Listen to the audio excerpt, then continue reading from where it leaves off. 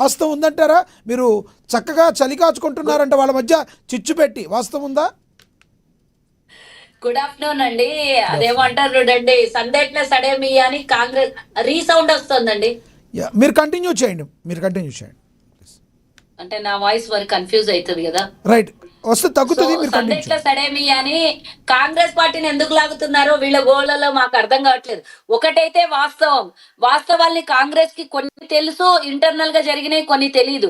కాబట్టి కవిత పూర్తి స్థాయిలో విడమర్చి ప్రజలకు చెప్తోంది గత 10 ఏళ్లుగా బీఆర్ఎస్ చేసినటువంటి మోసాలు. అందులో తను కూడా భాగస్వామి అనుకోండి, అందులో ఎలాంటి అనుమానాలు అయితే లేవు. ఎందుకంటే ఆ పార్టీలో ఉన్నప్పుడు నోరెత్తకుండా ఆ పార్టీలో పదవులను అనుభవించి రాష్ట్రాన్ని దోపిడీ చేసినటువంటి దానిలలో కుటుంబ సభ్యులు నలుగురు 5గురు ఉండే, అందులో తను కూడా ఒకటి. కాదనడానికి ఎలాంటి సందేహము లేదు, ఎలాంటి అనుమానాలు కూడా లేవు. కానీ నేను ఒక విషయం చెప్తున్నా ఈ సందర్భంగా, బీఆర్ఎస్ నాయకులు నాతో ఎవరు మాట్లాడుతున్నారో ఇప్పుడు వారికి నేను ఒక విషయాన్ని చెప్పదలుచుకున్నాను. ఆమె క్లియర్ కట్ గా చెప్తున్నప్పుడు దమ్ముంటే కేసీఆర్ గాని, హరీష్ రావు గాని, కేటీఆర్ గాని వచ్చి మాట్లాడాలి. మీకు తెలియదు కదా, లోపల అంతర్గతంగా జరిగినటువంటి విషయాలు మీకు తెలియదు. కొన్నే తెలుసు, వాళ్ళ కుటుంబ సభ్యులు ఏమేం చేసిండ్రో, ఏమేం మోసాలు చేసిండ్రో. ప్రతిపక్షంలో ఉన్నప్పుడు మేము కొట్లాడినాయన్నీ ఇప్పుడు కవిత చెప్తోంది. అంటే కాంగ్రెస్ పార్టీ ఫండింగ్ చేస్తేనే ఆమె చెప్తుంది. ఆమె దగ్గర డబ్బులు లేవండి.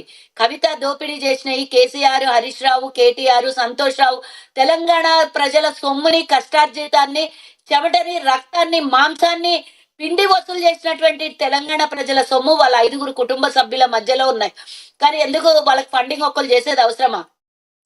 రాష్ట్రాన్ని అమ్మేసినటువంటి పరిస్థితికి తీసుకొని వచ్చినటువంటి ఆనాటి టీఆర్ఎస్, ఇప్పటి బీఆర్ఎస్ వీళ్ళందరూ కలిసికట్టిగా అలీబాబా 40 స్టోర్లు అందరూ దొంగతనం చేసిరు. మళ్ళీ కొత్తగా ఒకరు ఫండింగ్, రేవంత్ రెడ్డి గారు ఫండింగ్ చేయాల్సినంత అవసరం కవితకు లేదండి. కవిత దగ్గర ఆల్రెడీ వెల్ ఎస్టాబ్లిష్డ్, లేదంటే ఆమెకు అంత సెక్యూరిటీ, ఆమె అంత ఎస్టాబ్లిష్డ్. ఆమె ఈరోజు బ్యూటీ పార్లర్ నుంచి ఈరోజు పొలిటికల్ గా ఒక రాజకీయ పార్టీ సొంతంగా పెట్టుకొని ఎదిగిన మనిషి. అంటే డబ్బు లేకుండా ఎవరు బయటకు రారు, డబ్బులు లేవంటే ఎవరు నమ్మరు. దీనికి ఉదాహరణ బిర్జు ఖలీఫాలో ఉన్నటువంటి ఫ్లాట్ అయినా కానివ్వండి, లేదా జూబ్లీ హిల్స్ లో ఉన్నటువంటి 150 కోట్ల ఇల్లు అయినా సరే, ఇంత బయటకు చూపించేటివి ఇల్లు ఉన్నాయంటే లోపల ఎన్ని ఉంటాయో అందరికి తెలుసు. బ్యూటీ పార్లర్ లో సంపాదించి ఎవరైనా 150 కోట్ల ఇల్లు కట్టుకుంటారా అండి? బుర్జు ఖలీఫాలో మీరు నేను ఫ్లాట్ కొనగలుగుతామా? శక్తి ఉందా మనకి? మరి కవిత ఎక్కడి నుంచి కొనింది? కేసీఆర్ కవితకి మేము ఫండింగ్ చేసేటంత స్థాయి అమ్మది. వీళ్ళ కుటుంబ సభ్యులకి అదాని అంబానీకి మించిపోయినటువంటి డబ్బు ఉంది. అదానికి అంబానీకి వాళ్ళ అఫీషియల్ అయితే వీళ్ళు అన్అఫీషియల్ గా డబ్బులు సంపాదించారు. సో నేను ఒక విషయం చెప్పాలనుకుంటున్నా ఈ సందర్భంగా, బీఆర్ఎస్ నాయకులు మాట్లాడుతున్నటువంటి విషయానికి వస్తే, కవిత గగ్గోలమని సంవత్సరం నుంచి గోలగోల చేస్తోంది, బయటికి వచ్చి అన్ని విషయాలు చెప్తోంది. 1400 కోట్ల రూపాయల పార్టీ ఫండ్ ఉంది. మరి అవన్నీ తీసి తెలంగాణ ప్రజలు ఈ రోజు 1500 మంది చచ్చిపోయినారు కదా, ఇంటికి 1 కోటి రూపాయలు ఇవ్వమనింది. మరి అట్లాంటివన్నీ ఇవ్వండి, అవి అఫీషియల్ గానే ఉన్నాయి కదా, ఇవ్వండి. మీరేం సంపాదించుకొని తెచ్చిపెట్టిన పైసా కాదు.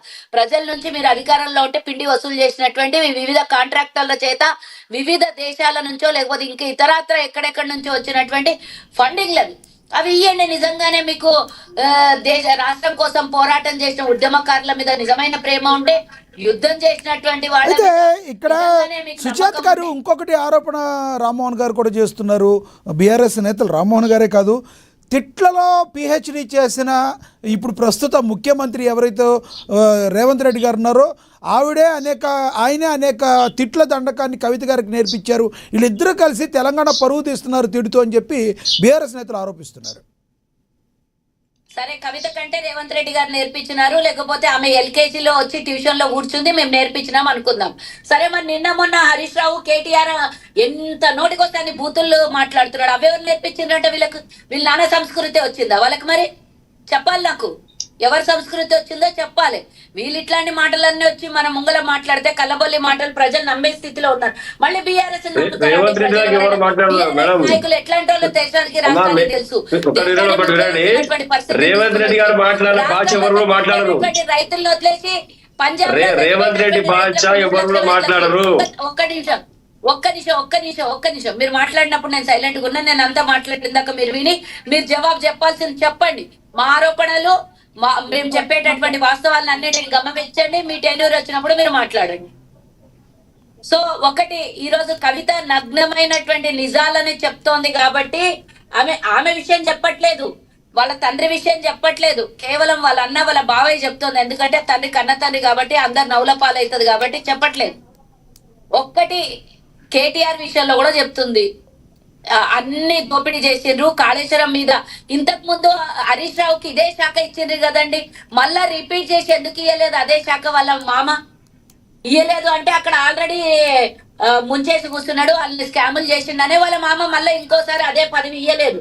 మళ్ళీ ఇప్పుడు వచ్చి 3 నెలలు మాకు ఆ కాళేశ్వరంకి మంత్రిని చేస్తే. అది కాదు కవిత గారు, ఇచ్చిన శాఖ ఇవ్వాలని రూల్ లేదు కదా. మీ కాంగ్రెస్ పార్టీలో మాత్రం ఇచ్చిన శాఖలు ఎవరికన్నా ఇచ్చారా? మీకు ఒక న్యాయం, పక్క పార్టీకి ఒక న్యాయమా?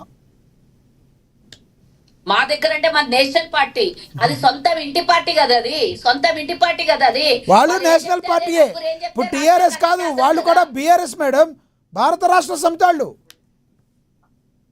అవునా? అవునా అండి, భారతదేశంలో ఉందా అలా పార్టీ? మీకు తెలియదా ఆయన ఎన్ని రాష్ట్రాలు తిరిగారు? మా పార్టీతో వాళ్ళ పార్టీని పోలుస్తారు ఏంటండి మీరు? వాళ్ళ పార్టీతో మా పార్టీని పోలుస్తారా మీరు? పోలికంటే మీరు కాంగ్రెస్ పార్టీ ఎక్కడ ఉంది మరి? ఇప్పుడు ఎన్ని రాష్ట్రాలు ఉంది madam Congress party? Congress party అయిపోయింది, కాంగ్రెస్ పార్టీ 10 రాష్ట్రాలు ఉంది ఇప్పుడు కూడా. కనీసం పార్లమెంట్ లో మాట్లాడే హక్కు కూడా మీకు లేదు కదా. పార్లమెంట్ లో మాట్లాడే హక్కు కూడా మీకు లేదు. ఇందిరాగాంధీ గారు ఓడిపోయారు, ప్రియాంక ఓడిపోయింది, రాహుల్ ఓడిపోయారు. ఒక్క నిమిషం నేను చెప్తా, మీరు అడిగిన దానికి నేను చెప్తా. మీరు ఒక్క ప్రశ్న వేస్తే నాకు 100 జవాబులు నా దగ్గర ఉంటాయి. సారూకారు సర్కారు దేశ్కి నేత ప్రధాని అని చెప్పుకున్న మీరు ఏడున్నది మరి? మేము ఇంకా 140 ఏళ్ల చరిత్ర అది. మీలాగా పుడుచుకొని పోతే ఎప్పుడో పోయి ఉండాలి మనది. ఇప్పటికి 140 ఏళ్ల నుంచి సుదీర్ఘ చరిత్ర, ప్రపంచంలోనే ఏ రాజకీయ పార్టీకి లేనంత చరిత్ర, తెలంగాణకు అన్యాయం చేసారు. అత్యధిక శాతం ప్రపంచంలో కాబట్టి తెలంగాణకు 140 ఏళ్ల చరిత్ర కాబట్టి తెలంగాణ అన్యాయం చేసారు. అవునా? తెలంగాణకు అన్యాయం చేసిర్రా? అందుకే అచ్చా కరెక్టే. మరి ఏం చేసిరు? టీఆర్ఎస్ పార్టీ పెట్టక ముందుకు తెలంగాణ ఎందుకు ఇవ్వలేదు? అంతకు ముందుకు నేను ఒక్కొక్క దానికి ఆన్సర్ చెప్తా. డిబేట్లలో మనం లైవ్ లో మనము అదే అంటున్నాం మేడం, 140 ఏళ్ళ కాంగ్రెస్ పార్టీ తెలంగాణ రాష్ట్రాన్ని ఎందుకు ఏర్పాటు చేయలేదు? కేసీఆర్ గారి కంటే ముందు తెలంగాణ రాష్ట్ర సమితి పుట్టక ముందుకు తెలంగాణ రాష్ట్రాన్ని కాంగ్రెస్ పార్టీ ఎందుకు ఏర్పాటు చేయలేదు అడుగుతా ఉన్నాను నేను. ఒక్క నిమిషం, కేసీఆర్ పుట్టించిండా? కేసీఆర్ పార్టీ ఈడ తెలంగాణ తీసుకొచ్చిండా? కాంగ్రెస్ పార్టీ ఇవ్వకపోతే తెలంగాణ వస్తున్నా? కేసీఆర్ అట్లాంటి వాళ్ళు 100 మంది తప్పు మీరు అటు చెప్పొద్దు. కేసీఆర్ గారు పార్టీ పెట్టినందుకే, కేసీఆర్ గారు ఉద్యమం చేసినందుకే కాంగ్రెస్ పార్టీ మెడల్ వచ్చి తెలంగాణ తీసుకొచ్చిన కాంగ్రెస్ పార్టీ ఇవ్వలేదు.